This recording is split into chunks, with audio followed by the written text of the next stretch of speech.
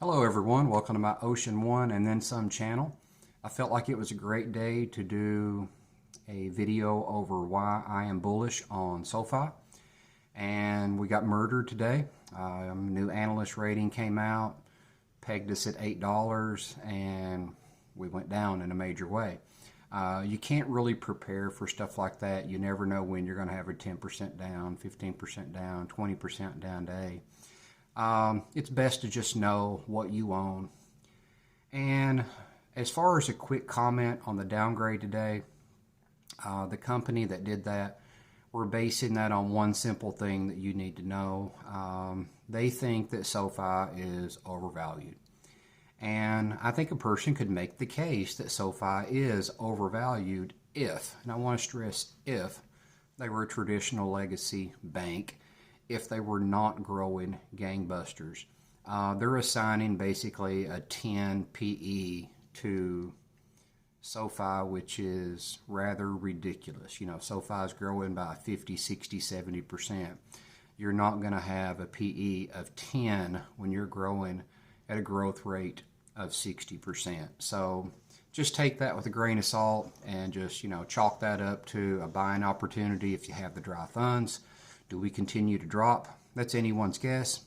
You never know how these will play out. That same brokerage did that, maybe I shouldn't say brokerage, that same analyst did that almost exactly 1 year ago, and you see what happened to SOFI over the past year. SOFI has basically doubled over the past year, a nice double, and now we've retreated some, so I wouldn't read too much into that. I would just understand, again, what I said is that they were labeling SOFI with a 10 PE, which in my view is just absolutely ridiculous. Now, I have 10 things here that I want to go over very quickly on why I am bullish on SOFI. So let's just jump right into it. And before we jump right into it, I do want to always do some YouTube disclaimers. None of my content constitutes professional advice. Viewers that follow any advice, trades, content, anything from this channel do so at their own risk because you are responsible for your own actions. All right, let's see what the 10 things are that make me bullish on SOFI. The first thing that makes me bullish on SOFI is their balance sheet. They have a healthy balance sheet. And if you just do a quick Google search, you can see how healthy their balance sheet is. It says, with a strong balance sheet and modest credit risk from its lending operations, SOFI is in a good financial position. At the end of June 2024, the firm had nearly $4.1 billion in unrestricted cash and investments, giving it ample financial resources. And if you listen to the last conference call, you know that that is recently moved up to $4.4 billion. So SOFI is in good financial shape. Number two, they want to be a one-stop shop for basically everything. Anything that you would want a bank or brokerage to be, SOFI is trying to be that. And not only do they want to be that, they want to be good at it. They want to be profitable at it. The one thing that they're not profitable at right now that I do not worry about at all is their credit card business. They are losing money on the credit card business. But as Noto pointed out, that's usually a 2 to 3 year payback. So by the end of 2025, moving into 2026, that's going to start to be profitable. The third thing that makes me bullish on SOFI are rates, interest rates. Interest rates have started coming down. And I know that, the consumer always likes lower interest rates. They are likely to decline in 2025. The Fed had originally said probably 4 cuts, and now they're saying probably 2. But bottom line is rates will probably come down, and that provides some tailwinds and possibly some blue sky scenarios. And if you're not familiar with the blue sky, just look up and look at a beautiful blue sky. That means that nothing's in the way and everything is going right. The fourth thing that makes me bullish on SOFI is they added 756,000 new members in Q3. If you do the math on that, that's over 8,000 new users per day. They are growing gangbusters. That is great, great growth. The fifth thing that is making me bullish on SOFI are the quarter-over-quarter improving metrics, with the last 3 quarters being net positive, and analysts love to see that. The big boys love to see that you're moving quarter-over-quarter with growth. So that's a good thing to be bullish over. The 6th thing that makes me bullish on SoFi is the credit card business. This is going to really move the needle quite a bit for SoFi once they start making some profits there. It's dragging everything down right now, but as time marches on, say the end of 2025, those metrics are going to improve quite a bit. I would think by mid-2026, the credit card business is actually flipped and is net positive, and that's going to move the needle quite a bit. So that's a good surprise if no one's keeping up with that. I think that's a very good business for SoFi. The 7th thing that makes me bullish on SoFi is Noto himself. He is highly incentivized to get the stock price up to 45 plus, as we all know. Now that needs to happen by roughly mid-2026 for him to get his incentive package. But I think he won't want to wait until middle of 2026. I think he would really like to see that done in 2025. So, we'll just have to see how that plays out. But he is highly incentivized to move the needle on the stock. And as a retail investor, that's something to feel pretty good about. Okay, the 8th thing that makes me bullish on SoFi is just the overall revenue growth. They are growing very well. And I'm going to have to look off the screen here to my notes. Some of this stuff's in my brain, but on the number side, I do like to make sure that I'm right on that. And 2021 looks like revenue was roughly $1 billion. In 2022, revenue was roughly $1.7 billion. And in 2023, revenue was roughly $2.9 billion. So that leads us up to 2024. And in 2024, in Q1, we had $645 million. Q2, $599 million. Q3, $689 million, which was our best quarter by far this year. And those quarters add up to $1.9 billion. Now, here's the kicker. SoFi revised its guidance for 2024 to be between $2.535 and $2.55 billion for 2024.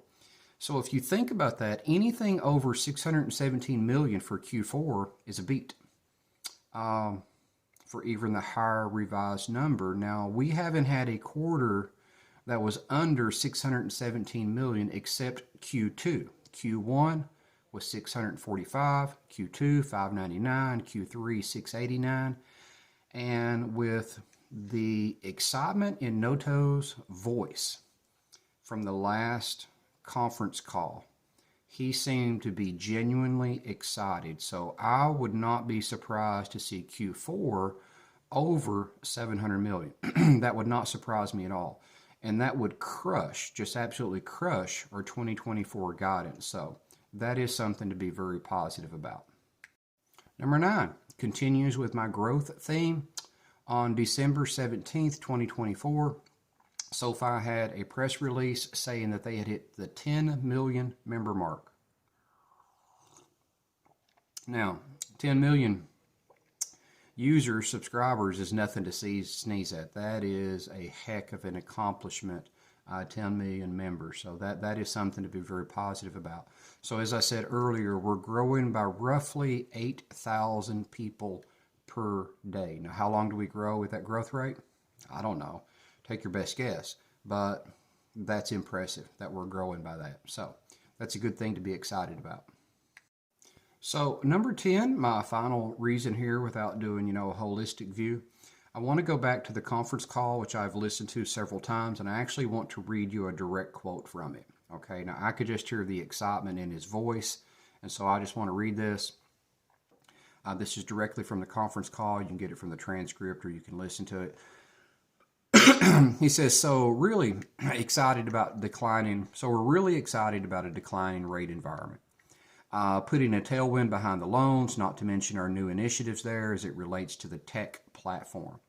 No decisions have been made by any of the big deals that we've been in process with over the last 12 to 18 months. I do think that we're coming to the end of some of those decisions being made. That seems like a major hint to me. I would just say that we haven't had anything announced, but I would just tell you I'm very confident. He didn't have very, I want to take very out. But I would just tell you I'm confident that we will have some wins there. But none of the decisions have been made on any of the large deals, and I would just give you more color on the types of deals. There are definitely big financial institutions that have to make some decisions on their technology. They continue to really struggle with how they budget for the transition, but without a doubt, there's a technical reason why they have to switch. There is a risk reason why they have to switch, and there's a regulatory reason. So it's going to be an inevitable change and a tailwind to the demand for the technology like we have in our tech platform business, and specifically in core and processing. It's just a question of when. And I think we'll win our fair share of business deals there, but none have been decided yet. I think Noto is throwing us a heck of a clue there. He's saying deals are in the works. And we're very close to announcing those deals. We just haven't announced those deals. So I do think he's throwing us a major clue there. I do think there is plenty to be excited about with this company and this stock. So to just wrap up my 10 things here, I think for SOFI, what we really need to look for is a couple things. I think we need to expect a reasonably good environment. And when I say environment, I'm not specifically talking about SOFI itself. I'm talking about the overall market. We need a decent overall market. We don't need any new wars. We need declining rates. And, you know, just generally speaking, if we get those and SOFI executes well, then I think we can expect great things to come for SOFI. I do think our watershed moment will be once we see that we have 4 quarters in a row, potentially smashing our own revenue guidance for 2024.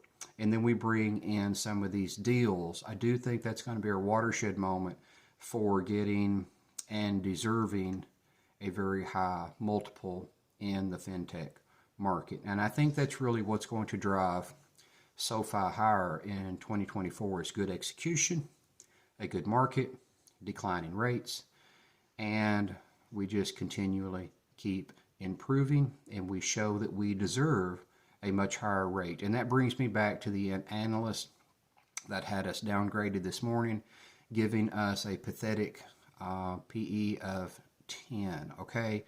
Bank of America trades at a 10. How are they growing? You know, basically zero. Ally Bank trades above a 10. I looked it up. I think it was like a 14 or a 15 multiple. You know, how are they growing? SOFI is growing 50, 60, 70%. So a high multiple is clearly justified, and it's simply a matter of time before I think that the street starts looking at SOFI as a hero in the fintech space. All right, guys, I hope you found this video helpful and beneficial. You never know how the daily is going to play out, but you just got to play the long term. All right, guys, thanks a lot. If you like this video, just consider subscribing, and until next time.